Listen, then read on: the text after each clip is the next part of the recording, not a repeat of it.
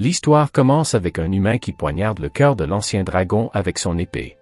Alors que du sang s'écoule de sa poitrine, le dragon informe l'humain qu'il n'est pas destiné à être vaincu, car il est le dragon le plus fort du monde et a vécu pendant des siècles depuis l'âge des dieux. Il rappelle qu'il s'est autrefois rangé du côté des humains et qu'il entretenait avec eux des liens étroits, mais qu'il ne s'attendait pas à être tué par l'un d'entre eux. Juste avant que son corps ne se transforme en poussière, il souhaite que la faucheuse emporte son âme dans les profondeurs du monde souterrain, car il a vécu si longtemps et peut maintenant reposer dans une paix éternelle.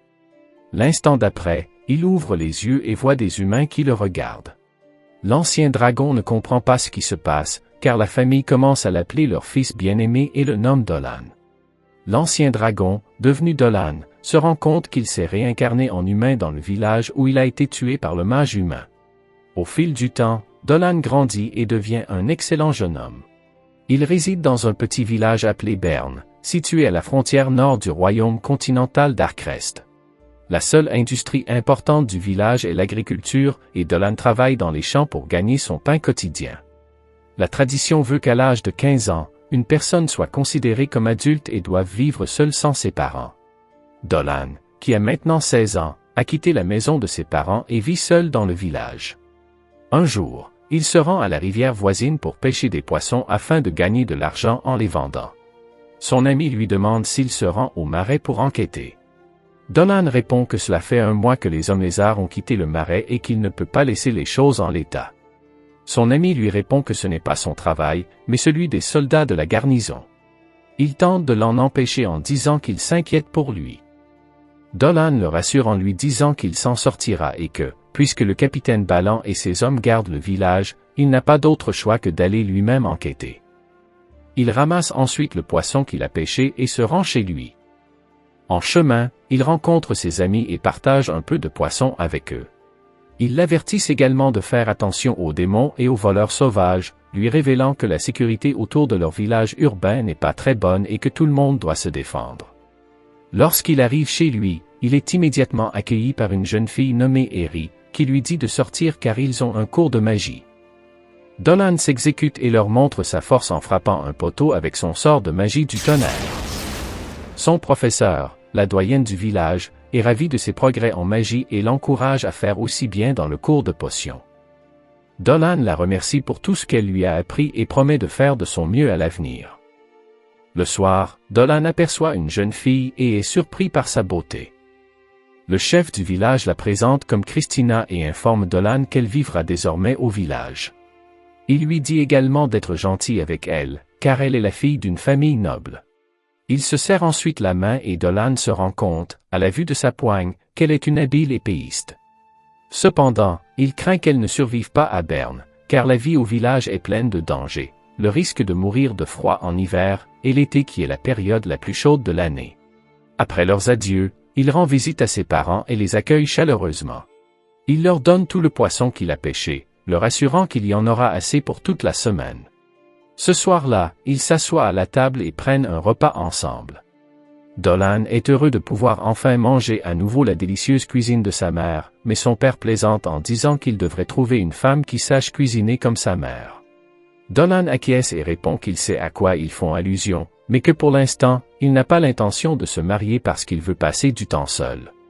Ils comprennent son sentiment et lui disent de faire ce qu'il veut dans la vie, mais lui demandent de rentrer à la maison sain et sauf, car ils ont entendu dire qu'il allait dans le marais et ils ne veulent pas s'inquiéter pour leur fils bien-aimé. Dolan leur assure qu'il ira bien et qu'il reviendra bientôt.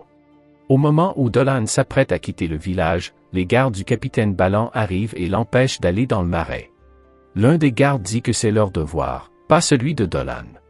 Mais son coéquipier lui fait remarquer que s'ils sortent et que les démons attaquent le village, il n'y aura plus personne pour le protéger.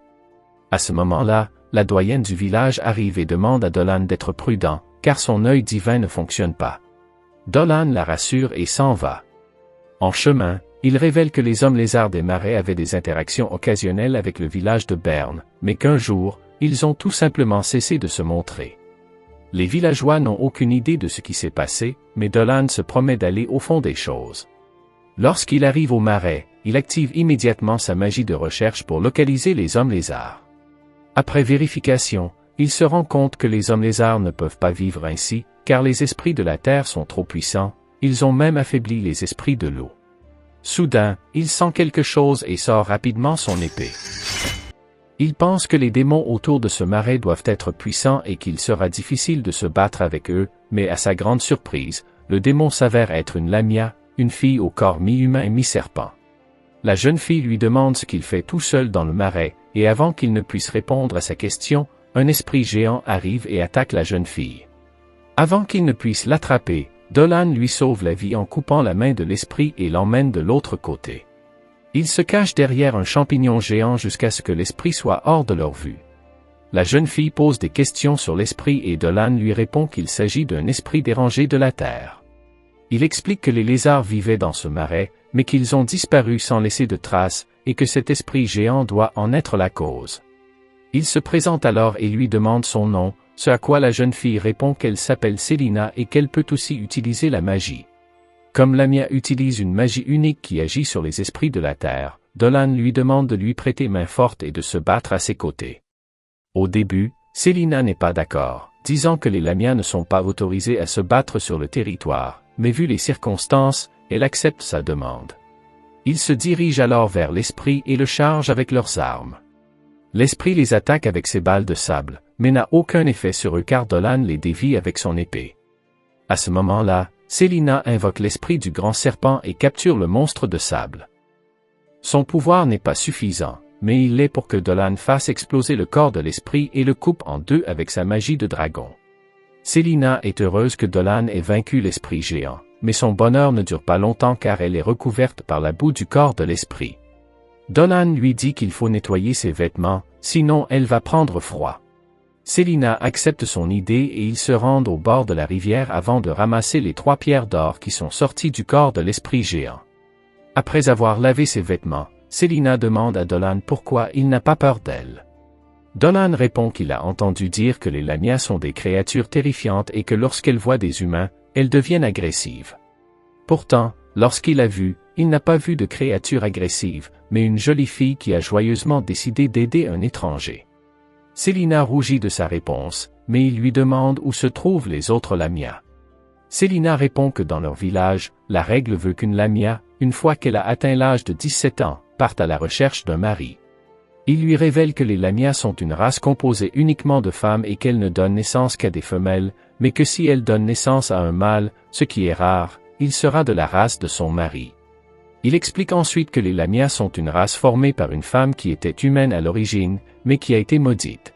La malédiction a été transmise de génération en génération, et une partie de leur corps est un serpent, et leurs fluides corporels sont imprégnés de poison. Elle explique que les Lamias doivent choisir un mari au corps solide, capable de résister au poison, sinon il mourra simplement en embrassant et en faisant quelque chose pour faire un bébé. Dolan dit qu'il comprend ce qu'elle vit et qu'il pourrait être très difficile pour elle de trouver un mari. Cependant, il lui assure qu'elle est très mignonne et qu'elle trouvera un mari fort qui pourra supporter son corps empoisonné. Selina rougit de ses remarques et déclare qu'il la traite comme une enfant. Il mange ensuite le repas que Dolan a préparé, et Selina n'en revient pas, car elle n'a jamais mangé un plat aussi savoureux de toute sa vie. Dolan lui explique que c'est grâce à sa mère, qui lui a appris à cuisiner, ce qui fait comprendre à Selina que Dolan doit être profondément aimé par sa famille. Cela lui rappelle des souvenirs de sa vie passée et lui rappelle que le dragon solitaire de la grotte n'est plus. Le lendemain, avant de prendre congé, Dolan nous rappelle que les Lamias aiment l'énergie spirituelle. Il en transfère un peu à Selina, mais à sa grande surprise, cela la fait sursauter et elle tombe par terre. Dolan comprend alors que l'énergie spirituelle du dragon est trop puissante pour elle. Il se souhaite ensuite bonne chance et Dolan lui dit qu'elle trouvera très bientôt un excellent mari. Il l'invitait également à venir visiter son village lorsqu'il aura trouvé un bon mari, ce que Selina accepte. Voici le premier épisode de ce nouvel anime et de commenter si vous aimez cette vidéo. Abonnez-vous à ma chaîne pour plus de résumés et dites-moi quel anime vous aimeriez voir dans la prochaine vidéo.